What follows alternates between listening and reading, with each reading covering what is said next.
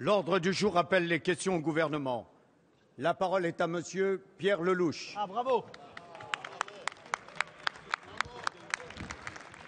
Merci, Monsieur le Président. Monsieur le Premier ministre, quelles que soient nos sensibilités politiques sur tous ces bancs, je crois que nous serons tous d'accord pour dire que deux figures aussi exceptionnelles que le général de Gaulle et le président du Conseil, Léon Blum, font ensemble partie de ceux qui fondent la République par leur parcours et leurs valeurs incarnées tout au long de leur vie au service de la nation. Vous comprendrez que dans ces conditions, les propos tenus à Caracas la semaine dernière à l'occasion des obsèques d'Hugo Chavez par votre ministre de l'Outre-mer, Victorin Lurel, ont pu choquer un grand nombre de nos concitoyens. Que Hugo Chavez est nationalisé à tour de bras, qu'il est répandu sur les classes les plus pauvres de son pays, ainsi d'ailleurs accessoirement que sur certains pays voisins, l'immense manne pétrolière de son pays, personne ne le conteste. Mais fallait-il vraiment comparer l'action de ce putschiste militaire à Charles de Gaulle et à Léon Blum?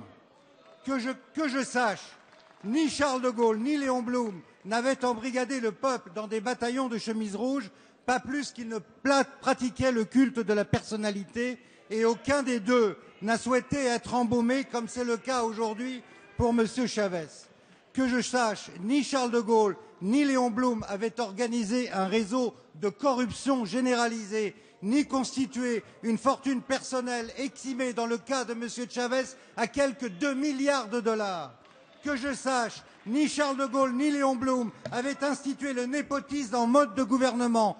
Dois-je vous rappeler qu'au moins 40 personnes, membres de la famille et amis du clan de Chavez, se sont retrouvés ministres, maires, gouverneurs, et que le gendre de M. Chavez vient d'être nommé la semaine dernière vice-président du Venezuela. Ni Charles de Gaulle ni Léon Blum n'étaient les amis des dictateurs, pas plus qu'ils ne soutenaient les narcotrafiquants des FARC. Or, il se trouvait à Caracas la semaine dernière la fine fleur des dictateurs les plus infréquentables. Merci. La parole est à Monsieur Laurent Fabius, ministre des Affaires étrangères.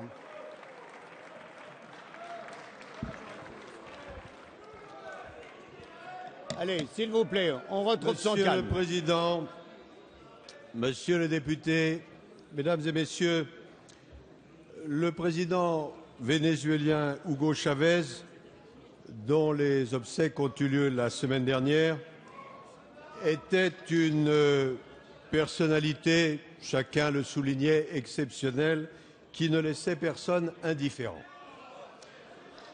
Élu 3 fois de suite au suffrage universel, il aura marqué de son empreinte, quels que soient les jugements portés à son endroit, à la fois le peuple de son pays et l'ensemble de l'Amérique du Sud. Et il aura été reçu dans beaucoup de pays du monde, en particulier, je le souligne à l'intention de l'auteur de la question, 2 fois lors du quinquennat précédent, avec une mention particulière pour la 2e fois où l'ancien président de la République française avait souhaité établir avec lui, je cite, un partenariat gagnant-gagnant. Cela étant dit, voici que les controverses qui ont parsemé la vie de M. Chavez, certains semblent vouloir les continuer au-delà de sa mort. Tel n'est pas, Monsieur le député, le souhait du gouvernement français, qui veut à la fois rendre hommage à celui qui s'en va et dire tout simplement, comme l'a fait le président de la République, à l'intention du peuple vénézuélien, que nous souhaitons qu'il surmonte cette épreuve dans la démocratie et dans l'apaisement. Merci, Monsieur le ministre.